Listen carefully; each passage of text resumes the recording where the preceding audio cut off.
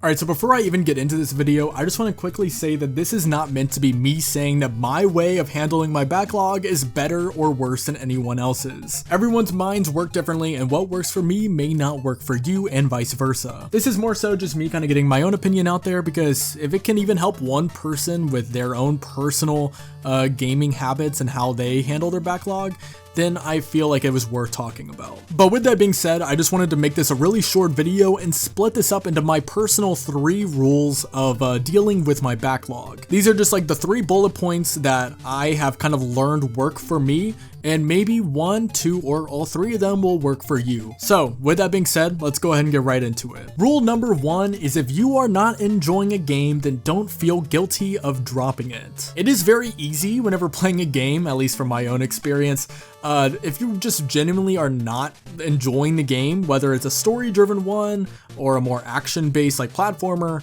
if it's just a game that I'm bored with or frustrated with, or I'm just not enjoying overall, sometimes it's best to just move on to the next one. There is definitely some gray area with this point, because there are some games that are just paced slower and it takes longer for you to really get into it. A great example of this is like The Legend of Zelda Twilight Princess, with its very annoyingly long tutorial that eventually leads into a much stronger game. However, this is just a general rule that assumes that you give a game its sufficient time based on the context of the series or just the genre at large. However, this is just kind of a general rule of thumb that assumes that you have given a game its fair shot. And if I'm ever in doubt about how much is a good amount of time for a particular game, just doing a little bit of research into whether it be like reviews of the game or just like discussion boards or forums or whatever the case may be. Because oftentimes, if it is a game that just takes longer to get into, you won't be alone in that feeling, and there will probably be someone on Reddit or whatever other website kind of voicing a very similar opinion and people agreeing with them. If that's the case, then I think it is more fair to give the game a little bit more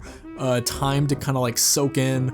But if it's just a game that you're not jiving with, there's no shame in just moving on to the next one. My next rule is never play more than 2 games at the same time in your backlog. It is very easy to fall into the trap of playing as many games as you can at the same time, because it gives this illusion that you're gonna beat them faster, when in reality, it doesn't. If anything, it's only gonna make you remember each specific game less, because whenever you're juggling all of them at the same time, it not only makes it more stressful to play them, but it also just means that you're gonna mesh your memories of each game with each other, because you're playing them all at the same time and probably for shorter play sessions. There really is no advantage, in my opinion, of playing like 5 games at the same time and just kind of like quickly rapid firing going back and forth between them. Oftentimes I see people say only play 1 game at a time. From my experience, playing 2 games is fine, but there is a very big asterisk by that point, and that is to never play 2 games that are the same genre at the same time. I find it most fulfilling to play a game that is maybe an RPG and a platformer at the same time, and then the next little subset of games, maybe I would play a horror game and like a puzzle game at the same time, and just kind of like switch back and forth between them. I know there are many people that don't really enjoy playing 2 games at the same time and only want to play 1. That's perfectly fine too.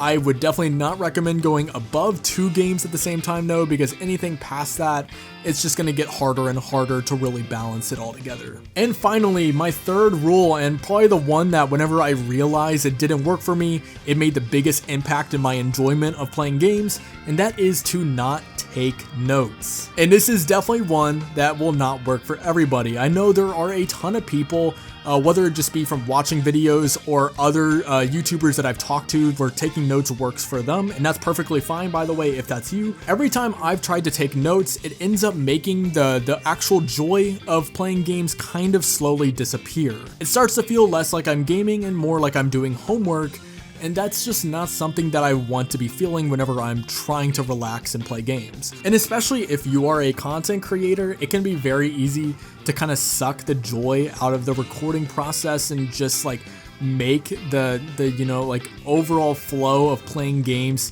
feel like overly tedious. Because often whenever I would take notes while playing a game, I would find that like something would happen in the game, I would have an opinion, but then I would like pause the game and spend a few minutes like going over to Notion or whichever application you preferably use to like kind of jot down whatever I'm thinking.